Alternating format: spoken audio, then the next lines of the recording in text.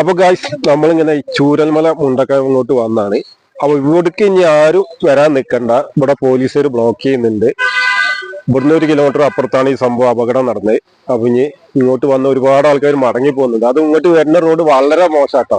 അപ്പൊ ഇത് കാണാനായിട്ട് വരുന്നവരാണെന്നുണ്ടെങ്കിൽ ഇങ്ങോട്ട് വരാൻ നിൽക്കണ്ട. ഇവിടെ ബ്ലോക്ക് ചെയ്യുന്നുണ്ട് പോലീസുകാർ, ആരും വിടുന്നില്ല. അപ്പൊ ഇനി ഇത്രയും ബുദ്ധിമുട്ടിയിട്ട് ഇങ്ങോട്ട് വരാൻ നിൽക്കണ്ട.